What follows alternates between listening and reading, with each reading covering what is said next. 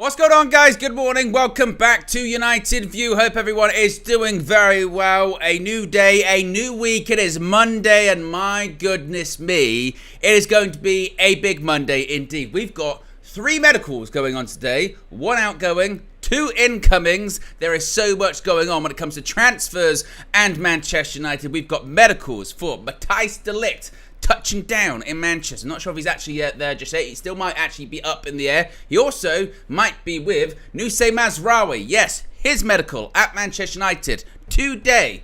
Wan-Bissaka outgoing. He's going to have his medical at West Ham in London today. And then you never know what else could happen in the transfer market, as I've just been saying recently. How often have I said throughout this window, have I said anything is possible? Not here for the negativity, not here for the doom and gloom, not here for the we're not signing anyone, not here for any of it, because 2 names through the door and more to come. So be sure to smash the like on the like button. Be sure to subscribe, bottom right hand corner. There's a lot to get into this morning. As I mentioned, we're going to be talking about de Ligt. We're going to be talking about Mazraoui. We're going to be talking about Wan-Bissaka. We're going to be talking about Bruno Fernandes. New contract for Bruno Fernandes that could be signed or actually announced and done in any time now, really, according to Fabrizio Romano, certainly this month, before the end of the transfer window. We're also going to be talking about Sir Jim Ratcliffe. He's had a little bit to say about Erik ten Hag, the changes at Manchester United, etc, etc. So if you haven't already, click the like button. Be sure to subscribe. You can see top right-hand corner, look at that. Look at that number right there, 173,984. That is just 16 to go. Just 16 subscribers to go into 174,000. And you know the way it works. If it gets done on one show like this, then I take all the credit for it. And I say it was all me. All of the 174,000 subscribers, that was totally my doing. I lifted it. I lifted 174,000. That was all on me this morning. Well, it's all on us, collective. Whoever watches this show live, we did that. Yeah, we did that. Forget anyone else. So, yes, if you haven't already, be sure to subscribe. Anything's possible. Just like this transfer window, anything is possible. How are we all doing, though? I can see people in the chat excited.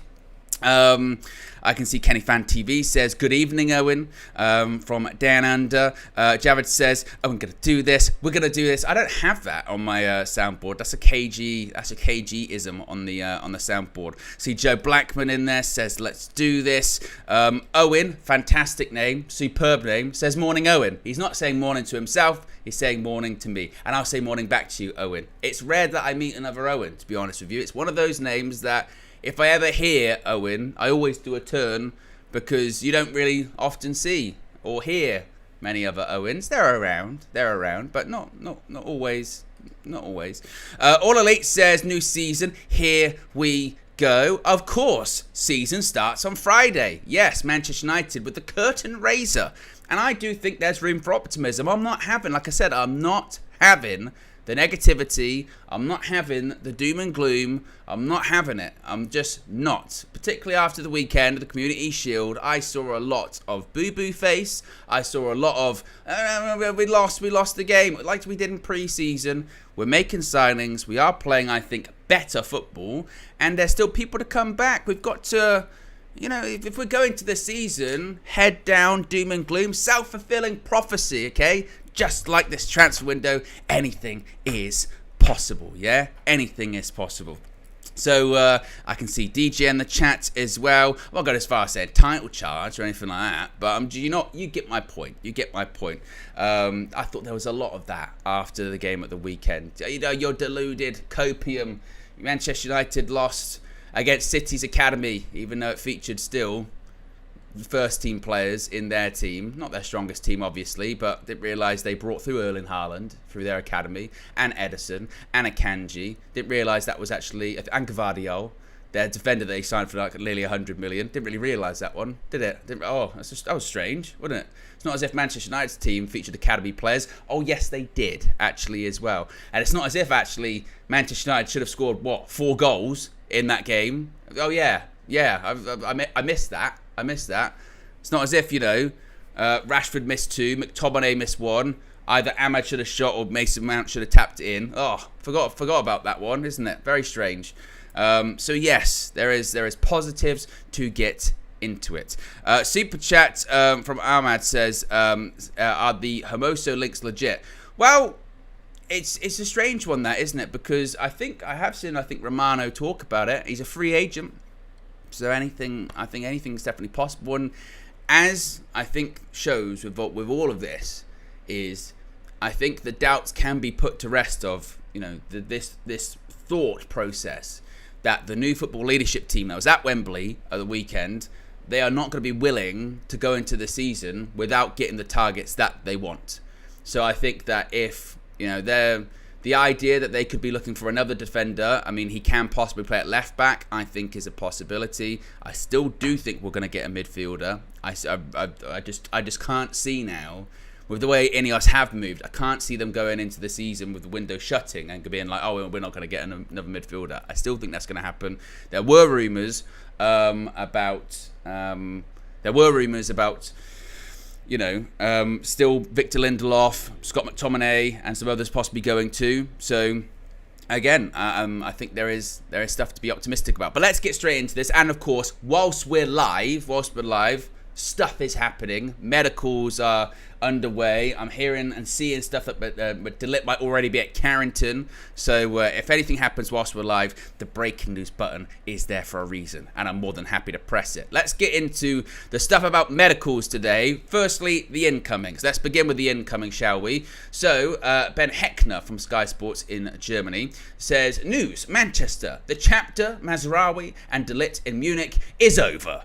The flight was around 30 minutes late. This is when we get into flight tracking. If this is your thing, what's that game? Microsoft Flight Simulator, which are quite sort of cathartic to watch those videos, actually, aren't they? But if you're into that kind of stuff, people are tracking flights this morning. The flight was around 30 minutes late after De Ligt had a little delay arriving in Munich airport. Next step, medical in Manchester. And there were these videos this morning. If you haven't seen this as well, recommend it. It's all part of the journey, isn't it? Matthijs De Ligt at the Munich airport early this morning on his way to Manchester. A little nice comment as well. Nusay is waiting for me. Yes, and so are all we. Matthijs. The medical booked for today as reported, signing of his contract until 2029 plus an extra year after that. Similar situation for Mazraoui. He's on his way to Manchester too for a medical as reported, signing of his contract, same length till 2029 plus an extra year involved in that. Once again, in terms of the finances, if you're not, aware of all this kind of stuff, as Romano said yesterday, it is De Ligt and Mazraoui day today, Monday. Bayern have already approved the €45 million plus €5 million fee for De Ligt, €15 million plus €5 million for Mazraoui, 5-year deals plus the option for both, medical test to book, formal steps to follow. And interestingly, for those that are wondering what is the status of both players, well, Sky Sports was saying yesterday, and this does depend when he would be registered and when he would be announced and things of that nature, but Sky Sports are suggesting Matthijs De Ligt, and I would assume by proxy Mazraoui, will be available for Manchester United's Premier League opener against Fulham, subject to his medical. Now, there is a deadline of, I think it's Thursday at midday, that they have to be registered for to be actually available. Now, even if they were registered, would they start? How much of a pre-season have they had? How fit are they? How much are they going to be ready? We don't know. We'll have to wait and see. And would Ten Hag be willing to take a bit of a risk with some of them, because we desperately need them in the team right now when it comes to centre-back options being limited, full-back options certainly being limited, but Ten Hag also stressing in his pre- and post-match press conferences, we don't want to take a risk on a player if it means we could potentially lose them for even a longer period of time, that kind of thing. So it certainly does depend. But again, it's very exciting. Very, very exciting. Very much needed. I mean, to have that kind of depth. I mean, once Lenny Yoro comes back, you've got 3 top centre-back options there, don't you? And Alessandro Martinez, Lenny Yoro, Matthijs De Ligt, and then it's probably, you're looking at your fourth and fifth, probably being Harry Maguire and Johnny Evans. Lindelof could be going again. It has been rumours overnight that there is international interest in him. Maybe that's picking up. We shall see. Certainly he's now further down the pecking order. When it comes to the fullback situation, I still don't think it's totally resolved. If I'm going to be honest with you, I'm still really, really, really hoping that we go to try and address that sort of more of a natural left fullback. I know that there is a bit of discrepancy as to whether or not Luke Shaw is injured right now. I mean, Ten Hag did sort of hint that his absence potentially, I mean, he talked generally, he said some players, he was talking about Luke Shaw, but he said some players, they're not necessarily injured per se. It's just a case of whether you want to risk them and their rehabilitation and making sure that, you know, they come back steadily and don't get injured for the future. So I wouldn't be shocked, put it this way, if Luke Shaw was available for Friday and he's just got a very, very, very strict injury recovery plan. Terrell Malacia, a couple of months away from coming back, 2 months back, and we don't know what version of him is still going to be coming back, do we? When you've been out for over a year with a knee injury, you never know. You never know. My hope for him, genuinely, is that he just can come back and just continue on, you know, with his career. Whether that is at Manchester United, whether that's elsewhere, we'll have to wait and see. I just hope for the sake of him, he's still a relatively young guy, that he can come back from that. But the point is, I still think we need more in that left back spot, and it's just unfortunately a bit of a fact of life, isn't it, that if you're injury prone, unfortunately, you just can't really rely on those on players like that, can you? I mean, we all love Raphael Varane, of course. Who doesn't love Raphael Varane? But what happened last night when he made his debut in Italy? He was off after 20 minutes, injury problem. And it's like, and again, that kind of sums it up, isn't it? You don't want to wish injury on him or anything like that, but it's just, we've lived that. We know that situation of, right, he's going to be back now, injured, out for a while, or even if you manage to keep him fit, and this is my concern with Luke Shaw, I mentioned this on the Trinity on Friday, even if you can keep the player fit, you're already starting to exclude them from certain games because you know they can't handle it. So in the case of Luke Shaw, let's say he's not injured at the moment, but it's just purely recovery and earmarking certain games, that itself is a problem, isn't it? That itself is an issue that you go, right, he can't play that game because if he plays too many games, he's probably going to get injured.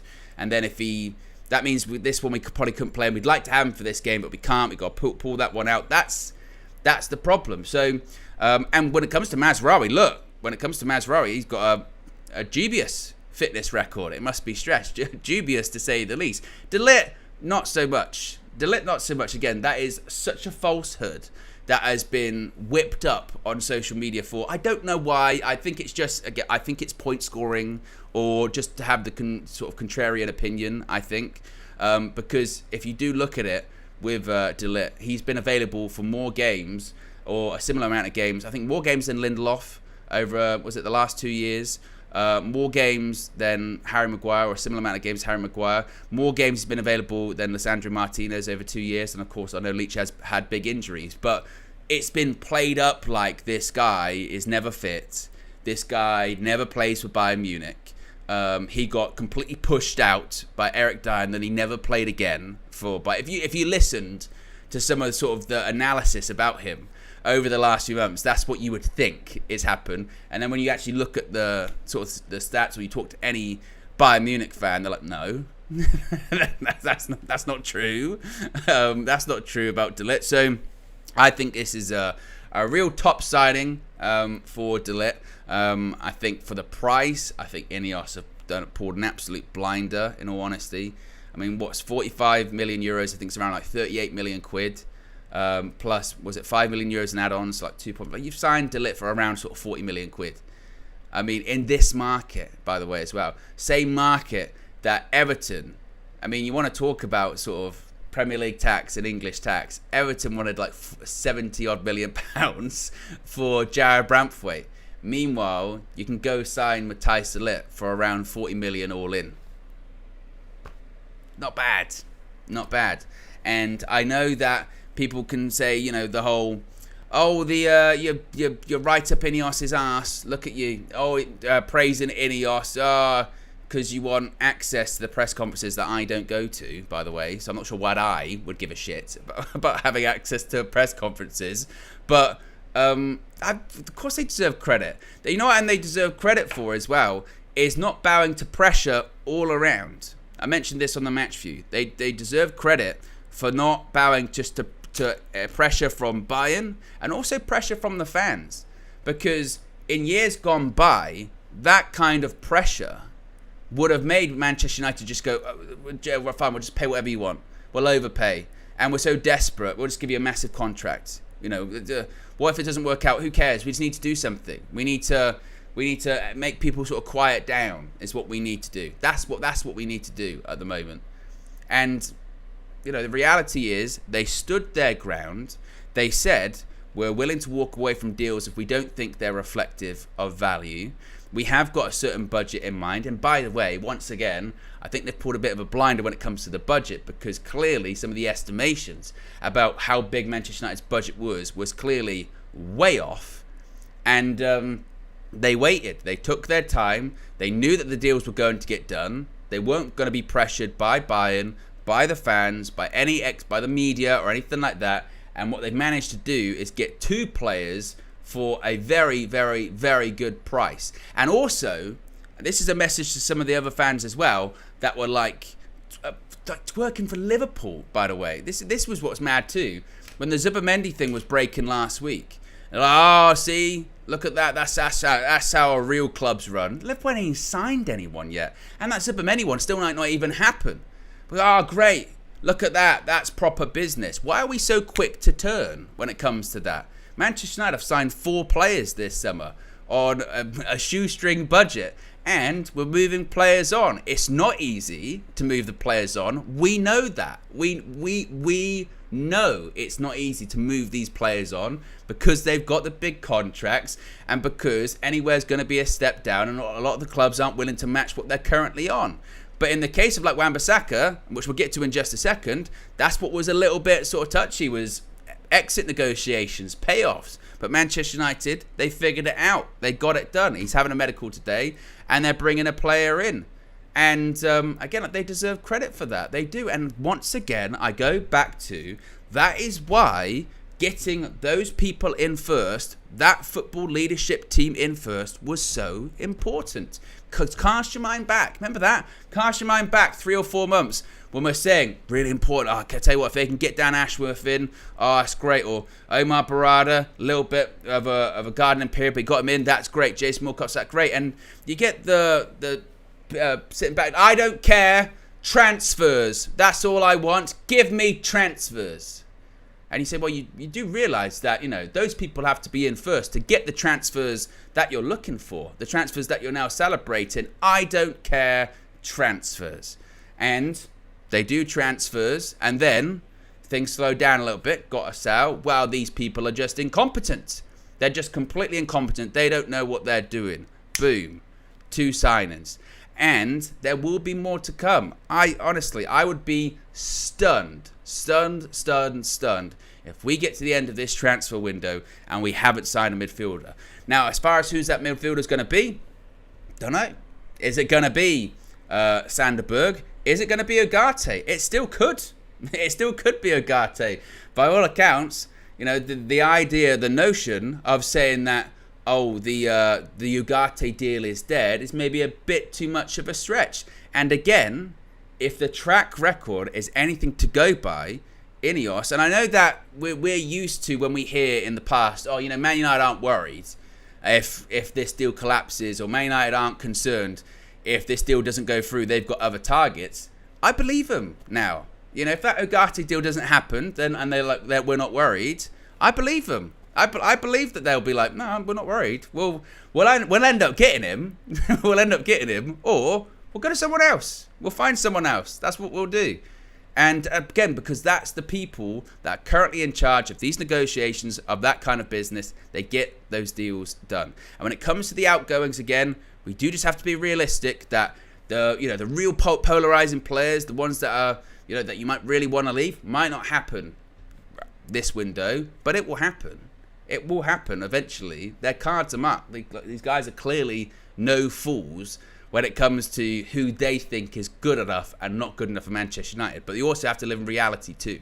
So it's very exciting. Whether or not it's a case of they're going to be available for Friday, again, they might be registered in time. If they're not registered in time, we shall see. Even if they are, I would lean towards no, they probably don't start. But I get it. Because what's interesting? What was interesting about the Joshua Zirkzee one, a lot of people were almost critical of Erik ten Hag at the weekend, talking about Zirkzee didn't get any minutes. And from what I've heard, the intention was really that Zirkzee was never going to get any minutes unless it was like last resort, because the intention for him was to play the behind closed doors game, which I think might have been yesterday or today. There is a behind closed doors game. It was either yesterday or in the next few days, and Zirkzee's going to play a big part in that. So I believe that was the intention for him. Now, the reason I say it depends when that is, I think it's going to be interesting if they could get it. If let's say hypothetically it was tomorrow, would they get him in and be like, let's see if they can get him 45 minutes in a behind closed doors game, see if they can get ready for Friday. It seems quite fast, that. But again, this is before, because this will be confirmed by Manchester United within the next 48 hours, one would think. Maybe even as soon as later on today. But it will be confirmed by Manchester United, I'd say, well, definitely before Thursday, but I would say next couple of days. That is 4 signings before the beginning of the season as well. 4. And my point to that would be to push back to the naysayers, to the doubters or whoever, is what more did you necessarily want when it comes to that? Genuinely, what was your expectation coming into the season? 4 signings before the game kicked off on Friday. Because if you say you wanted more than that, or you thought Manchester United were going to do more than that, I don't believe you. Because in years gone by, 4 signings before we kicked off. And I get that, whether or not the 4 signings are all going to be available and play, one's injured, I understand that. But still, that is an improvement from Manchester United. I know the bar's low. I know the bar's very, very low. And there's still a lot to do. But 4 signings for the beginning of the season, and there's still time to go in the transfer window. I don't think that's bad going. We got nearly 1,900 people watching at the moment. We're just less than 10 likes till 500. So if you haven't already, click the like button. Be sure to subscribe as well, as we're just 7 away now. 7 away from 174,000 subscribers, which, as we said, will take all the credit. It was us this morning. Dan is the latest member of the UV Members Club. Welcome to you.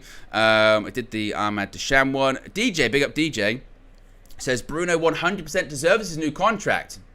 He's put up insane goals and assists since joining. To think people like Sancho and a few others earn more than him. Well, we'll talk about Bruno in just a bit. I know that Flex did the video yesterday talking about him and his new deal, which again doesn't really surprise me all that much. Bruno's future, he was certainly angling for a new contract towards the end of last season with his meetings with Ineos. It's going to be really interesting to definitely see what his new wage is, how it fits in the structure. Will he become the highest paid player at Manchester United? If he does, that would be above 340,000 that Casemiro's on, which is a lot. Or do he fall below that category? Is he in line with like a Marcus Rashford or something like that, which is around sort of 300? And it's like, well, we ain't going any higher than that because, Casemiro's going to be on his way out. Maybe not this year, but maybe next year. Something along those lines. We'll talk about it in just a bit. So that's the latest when it comes to De Ligt and Mazraoui. I think it has been said that, again, De Ligt's already at Carrington, undergoing his medical. So it's just a case of waiting for the announcement. It's just a case of waiting for the announcement to come that they are officially Manchester United players. Right, let's move on and talk about Wan-Bissaka because, of course, the De Ligt one, definitely happening. The Mazraoui one is contingent on this Wan-Bissaka deal happening, but the Wan-Bissaka deal is going to happen. Was a bit of again twitchiness, shall we say, yesterday. Bit of twitchiness about this deal, if it was or wasn't going to go through, because his medical was set for yesterday, then it got delayed for a couple of reasons. So Darmashev said that the West Ham medical is going to be today morning for Aaron Wan-Bissaka. The exit terms, which is what was holding up this deal, have been agreed with Manchester United. Agreement now on all aspects of the deal. David Ornstein later confirmed this, saying West Ham are set to complete the signing of Aaron Wan-Bissaka after agreeing personal terms with the Manchester United defender. West Ham and United have struck an agreement on a £15 million fee for the 26-year-old fullback. He will undergo a medical on Monday before finalising his move to East London. Successful talks between Wan-Bissaka's representatives and West Ham took place on Sunday evening to resolve issues that had threatened to delay the move. Wan-Bissaka will sign a 5-year contract at the London Stadium. Fabrizio Romano also tweeting this morning, saying West Ham have all the documents in place for Aaron Wan-Bissaka to join the club, as the medical will be completed today. Green light from Manchester United to £15 million fee and medical authorised. Zero doubts it's happening, as well as Mazraoui and Ligt to Manchester United. So this one indeed is happening. Again, I know there was some concern yesterday, because once you start to hear delays, or once you start to hear, oh, it's been pushed back, because I think it was like maybe yesterday morning it was going to happen, then it was yesterday afternoon, and then it was like, no, it's going to take place on Monday, and people are like, oh, is this one not going to happen? Because again, with our just difficulty to sell players and the difficulty to bridge the gap for a lot of exits that we've had in the past, particularly with moves to West Ham, like McTominay, like Harry Maguire in particular last year, you did have some concerns. You did have some worries, but it is going to happen. It is done, and that's the end of his run at Manchester United. I mean, if you wanted to talk about what his, if you were going to reflect on his career at Manchester United, it's an interesting one. The Wan-Bissaka story is a very curious one, isn't it? I think that certainly he'd be remembered for his strongest traits, which would be, the one-on-one defending, the last-ditch tackles, big games where he had managed to sort of lock off players, as they would say, whether it was, Mbappe, or whether it was in the FA Cup final last year. That's Aaron Wan-Bissaka's legacy. But as we've said so much throughout this window, it's about moving on. It's about making the next step, and it's about making the decision, isn't it? Aaron Wan-Bissaka has 1 year left on his Manchester United contract, so you're at a crossroads, which is, do you keep him for the long term, a new contract for the long term, or do you sell him and you try and make the next step? Now, whoever comes in, most likely who it's going to be, they ain't going to be as good of a one-on-one defender in terms of individual duels and last-ditch tackles than Aaron Wan-Bissaka. No. But at the same time, you would hope they would be a better progressor of the ball. They'd be a better player that's more comfortable on the ball. And also, again, it is a bit of a mistruth that Aaron Wan-Bissaka is this great all-around defender. I mean, we can't get too carried away here, because, there are plenty of times where Aaron Wan-Bissaka will get, doesn't know what's behind him at the back post. That happens a lot. So that's the case with any players. I mean, I think that, what would you rather have, basically? What would you rather have? Would you rather have, in the case of Mazraoui, and again, I can't say I'm an expert on Mazraoui, but you would hope that he is an upgrade in certainly, 3, 4, 5 aspects of your right back, as opposed to Wan-Bissaka, who you would say is better in terms of one-on-one defending, I think. And also, this is the other part of it. Let's not pretend, about different reactions, because the different reactions, I think, with this Wan-Bissaka thing have been hilarious. And the reason I say they've been hilarious is because when Wan-Bissaka was first linked to West Ham, it was, I can't believe he's going. I'm so sad.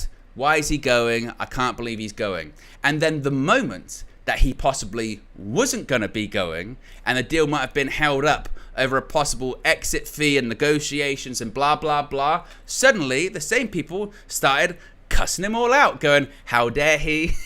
I can't believe he's doing this. How selfish. He should just go. We need players. Why he's holding up us getting players. Why is he doing this? I can't believe it. Manchester United should just exile him. And it's like, what? Where's Robbie again? Where's Robbie? It's like, no, wait a minute.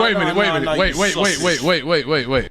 What do we really want? What do we really want with this kind of stuff? In an ideal world, we don't want to sell anyone. We just want to keep everyone and hold all the players, just like Chelsea. That's what we're going to do. Have a giant team bus. I think this is the right move for United. And by the way, there will be games, because this is the way football works. There will be games this coming season where we're like, I tell you what, it'd have been good to have Wan-Bissaka in that game, because we do this all the time too. Just like it'd be good to have Fred in that game. It'd be good to have De Gea in that game. It'd be good to have whoever name the player in this game, because we do this for any player that leaves. We preach and we beg for players to leave, and then when we leave, we're sad that they've left, and then we want them to come back every single time. I think this is a good move for Manchester United. It's a year left on his contract. I'd much rather get £15 million for him than let him go on a free next season, and then also have complaints that he didn't leave and we could have got this extra player.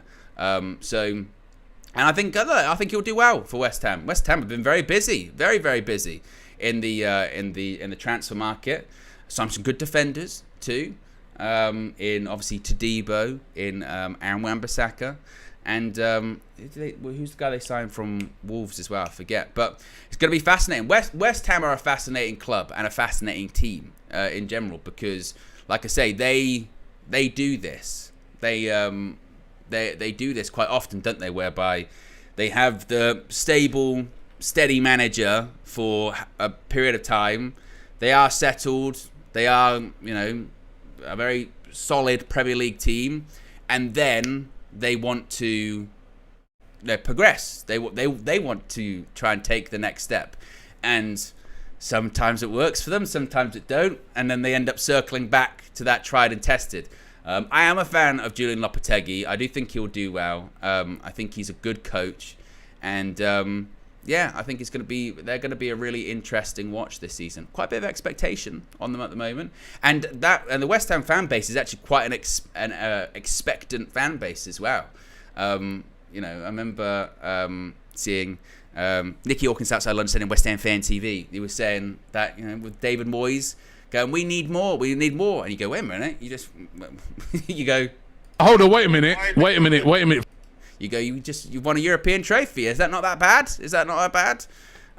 So there'll be one to watch this season. Just like a lot of teams were the sort of less traditional, shall we say, top six. It's expanding again, isn't it? It's going to be interesting to see if Aston Villa, if they can carry on. I'm fascinated to see how Aston Villa do, by the way, in the Champions League this season. It's always going to be interesting to see if Newcastle, they carry on. As we see, they've got, very wealthy owners. So, Premier League, getting tough. It's going to be a tough season. And a long one, definitely. We've got over 2,000 people watching, by the way. And speaking of twos, just two subscribers to go into 174,000. Yes, into 174,000. So if you haven't already, subscribe, bottom right-hand corner. We indeed can do it. And also, actually, because I see Greg Frost there in the chat says we will finish above Chelsea and Villa. Of course, it is the week of the beginning of the Premier League season. Right there, you can see Fulham. I'm going to be live Friday, 6 p.m. KG will be joining me an hour later. Kickoff's at 8. Where do you think Man United are going to finish this season? Legitimately. Where do you think Manchester United are going to finish? Put it in the chat. And is that based upon the signings? Is that contingent upon other signings or anything like that? What's your thoughts? What's your thought about that? Let me know in the chat. Drowski says 3rd. Riley says 4th. Sean says 4th. Marvin says 3rd. Show says 5th. Roy says 3rd. Ankit says 4. Kadabra says 6. Rai says 1st. Oh. AJ says 5th. Starlo says top 4. Greg Frost says 6th. Ugarte 4th. That big of a difference. Kristen says 3rd. There's a lot of 4th. There's a lot of 4th in there. In fairness, there's a lot of 4th. I think top 4 is on. I think there's a lot of top 4 in there, which is interesting. Some are looking at the Ligt, what I don't know what we could say, the Ligt pattern, or maybe could you say that? So lots of people were pointing out that the team that didn't win the Community Shield goes on to win the league, and also Matthijs de Ligt has won a league title every club he's been at. In fairness, he's been at some pretty big clubs, whether it is Ajax, Juventus, Bayern Munich. But I would say to Flex, just don't go anywhere near him, mate. Just don't, okay? Don't go anywhere near him. Don't touch him. Nothing like that. No thank you, okay? No thank you whatsoever. So just get that out of the way. Just get fundamentally out the way. No thank you. Yes. Right, should we talk about Bruno Fernandes? Am I caught up with Super Chats? I think I am. I am caught up with Super Chats. A DJ Super Chat was about Bruno Fernandes. And I do want to talk about Bruno because Fabrizio Romano dropped this yesterday, didn't he? Exclusive. Manchester United have reached an agreement with Bruno Fernandes to extend his contract. New deal will be valid until June 2027. So that's 3-year deal. I don't know if it's a brand new contract or an extension. Similar terms. We don't know. We shall wait and see. But June 2027, plus option for a further season, June 2028, a salary at the top Manchester United level, all set to be signed before the end of the summer transfer window. A bit more on this story. Fabrizio Romano said, new deal agreed as revealed today, and it could already be signed next week if all goes to plan. For sure, it will be, he even tweets how he talks, for sure. He loves the club. For sure, it will be, hello guys, it will be in August, for sure, it will be valid until 2027, he'll be among top earners, and there'll be a plus 1-year option. How are we all feeling about this? Because Bruno's a funny topic in the Manchester United fan base, isn't he? I don't know why, to be honest. I'm not sure why, because I think that if you look at what he's contributed since he arrived here, I mean, he's the captain. He is, even last season, I know people are like, last season Bruno had a terrible season, but even in his terrible season, he was nearly our top goal scorer, certainly got the most assists, and he is still integral to the team. We have seen this. When Bruno is out the side, on a rare occasion, we saw it towards the end of last season actually, you don't know what you've got until you don't have it anymore, basically, is my point with Bruno Fernandes. Because when he was out the side for like 2 or 3 games, because he was completely beat up to shit by the end of last season. I mean, it's not as if he's constantly never injured. He is injured. He just plays through the injury. So last season, it got to the point where Erik ten Hag was like, I've got to take you out because you're just so beat up at this point. Suddenly, we come out of those games, we go, Man United didn't really sort of create that much, did we? We didn't really create that much on those days that Bruno wasn't actually in the team, was he? That's weird, isn't it? Who's going to create all those chances? And even at the weekend, you saw he's playing false 9, or he's dropping into the 10. He's still constantly creating. And if we did have forwards that could finish their dinner or could finish their chances, he'd have even more assists. I mean, even in his bad days, and this isn't to dress it up like he's always perfect or he's always great, because there are some days where Bruno's terrible and he's so frustrating, and then he does start moaning, or he does start, flailing his arms or roll around on the floor, and you go, Bruno, get up, and all that kind of stuff. I get it. It's frustrating in that regard, but you cannot doubt his commitment. You cannot doubt his passion for the Man United team. He is a leader on the pitch, and if you're going to look at his, the Manchester United wage structure, I would recommend to have a strong drink beforehand, if that's your kind of thing, because it's not great looking at all. But you can maybe see why he would maybe think, I should be at the top of that pyramid. I should be at the top of that table. When you look at, who's above him, Mason Mount. Bear in mind, the figures are Bruno Fernandes, £240,000 a week, his current contract. People above him, Mason Mount, £250,000 a week. That in itself, just as the sort of the entry level last season, Mason Mount signed and we're like, we'll give you more money than Bruno Fernandes. That is mental, really, when you think about it. And then the season that he had, big season for him this season, Mason Mount's above him, 250. Jadon Sancho's above him, 250. His number's been debated quite a lot as to how high it is. It might even be more than that, but Jadon Sancho's above him. Marcus Rashford's above him, £300,000 a week. Casemiro's above him, £350,000 a week. I mean, again, you look at those four players. There's four players. I think Bruno Fernandes would be right to look at that and go, are you taking the piss? Are you taking the piss? In terms of importance to the team, in terms of commitment to the team, in terms of what I offer to the team, I should be either matching the top or quite close. Now, it's going to be really interesting to see, as I mentioned before, just how close he gets to like a Casemiro or a Marcus Rashford, because Ineos are trying to reduce the wage bill. It is no coincidence that some of the biggest names have left Manchester United in terms of their the highest earners in recent years. David De Gea, £375,000 a week, madness, gone. Rafael Varane, what was that, 340, something like that, gone. Anthony Martial, £250,000 a week, gone. You know, some of those sort of big earners, they're all out the door. So it'll be interesting to see just how much of a bump Bruno Fernandes does get in this new and existing contract. But it also does line up with the previous reporting, doesn't it, of Bruno at the end of the last season, or towards the end of last season. Well, it was a strange one, wasn't it? Because there was suddenly rumours about Bruno possibly considering his future, possible interest from, I think, what was it, Bayern Munich could be interested, Barcelona could be interested, possible Saudi clubs could be interested, and we all kind of sort of brushed it aside, didn't we? We just kind of brushed it aside and went, hey, he's not going anywhere. He got time left on his contract. It's not going to happen. Well, seemingly, Ineos took it very, very seriously, because they called him in for a meeting. At Carrington, and it was a bit like, you know, sitting across from each other, and they almost had to sell the project to Bruno Fernandes. Bruno going, are we going to be competing? Are we going to be winning things? We're 8th at the moment.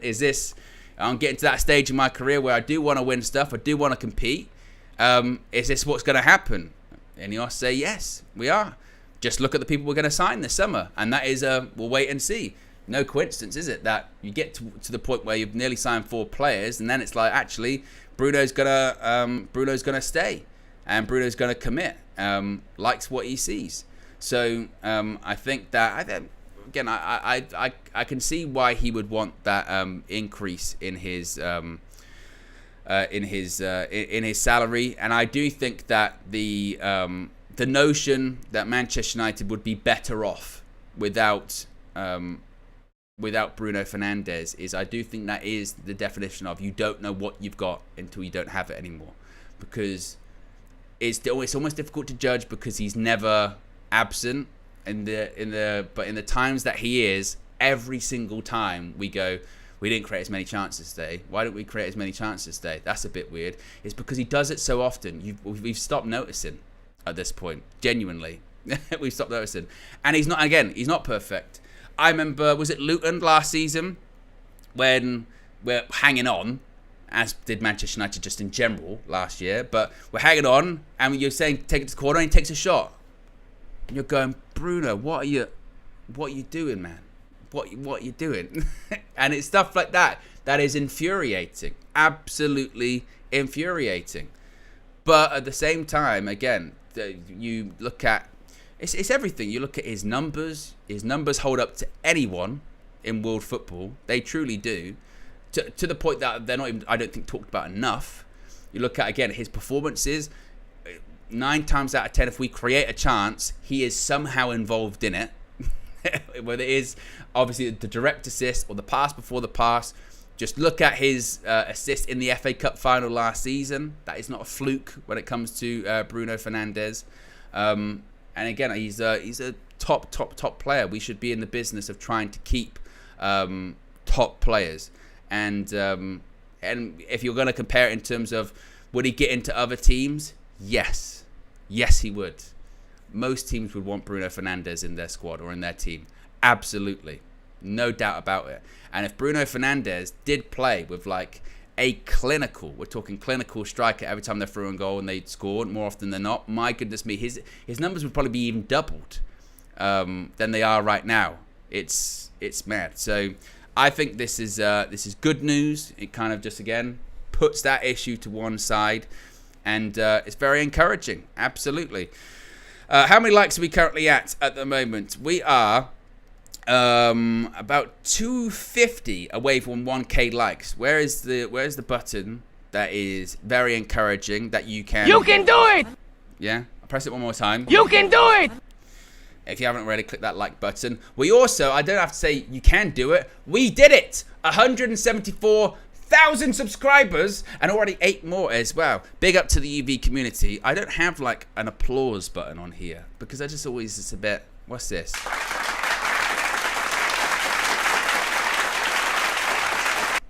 Sounds a bit sort of forced, doesn't it? Sounds a bit sort of golf clap-ish, doesn't it? You know what I mean? But yes, we did it. We did it. And all the credit goes to everyone that's here right now. The nearly 2,000 of you, it was all on us. Yeah? All on us. All the credit. We were here. Where were you? Where were you? We were here. Yeah? Lil Yo says we need a Homer Wahoo. I tell you what, that is a good one. I don't know if I've got that on here. Is this? Woo! Sounds a bit like he's trying to sort of haunt someone. That, to be honest, I sounded like a Homer Simpson ghost, didn't it? Really? That wasn't really what I was kind of looking for, in all honesty. But you know, I'll have to find that. I can't really see it. There was a thing on here that I can like preview the sounds, but that's disappeared for me. I don't like it. We'll find it. We'll get it on. Well done. You get a haunted Homer Simpson to find you. Yes. And finally, before I get distracted. Oh, actually, no. Super chat. Super chat here from Sav47 says, Owen, no De Ligt shirt for your dad. Well. I can confirm that he has got some shirts. I can confirm that. I'm not going to say what the names are yet because I don't actually fully know. I am going to be seeing him soon, and I will update you. But you know, I'm concerned. I don't want to bring the mood down. We've had a good show. We've had an exciting show. I don't genuinely at the moment. I'm not sure what he's got. He's just sort of teasing me. He's just saying it's been done basically. So I don't know just yet. We shall see. But stay tuned for that. An update for that, and you know we'll. Don't want to bring the mood down a little bit. So, yeah. Let's move on to Sir Jim Ratcliffe. He's been talking. He was talking to The Times, did an interview with The Times, and was naturally asked about Manchester United and Erik Ten Hag. So first of all, when talking about Ten Hag, he said he's a good guy and he had been doing his best, but he was doing too much. He was trying to sort out the squad and fix the leaks in the roof at the same time. Obviously not legitimately, but you get his point that he's trying to make. And on the changes that have been made at Manchester United, he said, quote, "You can't put your head in the sand. You have to face facts. It needed a fresh start. So that's what we have done." And I think, again, it was quite strange, actually, the sort of perception of that when he said that he's a good guy, but he's been trying to do too much, fix the squad and leaks in the roof. I saw some trying to sort of perceive that as a slight against Ten Hag. And I saw it completely the opposite, in all honesty. I saw that as just exactly what Ineos have done, which is we're trying to ease the burden. We're trying to, you know, give him the best tools to possibly succeed, really. You know, we've brought in a new CEO, we've brought in a sporting director, a technical director that bridges the gap between executive and sort of the playing squad and what have you. We've brought in a director of recruitment. that's positive. Now, obviously, I know that certainly most of Ten Hag's responsibilities in terms of his contract hasn't changed, but Ten Hag did an interview himself with Dutch media and said a lot of the responsibilities have been sort of taken away from me, but he also said that's a good thing because I think you're happy. Well, you should be anyway. If you're a good manager, and this isn't just football related, but this is just in life. If you're a good manager, you're happy to delegate when you have utmost confidence that the people you're delegating the responsibilities to are very good at their job. You don't want really to have all of that responsibility and do all of those different tasks. That's what those other people are in for. That's what those other people, that's their job. That's what they're there for. And if you have utmost faith and confidence that they are good at their job, they can effectively do their job, then you're more than happy to give that responsibility away and get it done so you can be better at your job. Again, that's the art of delegation. That's how it really works.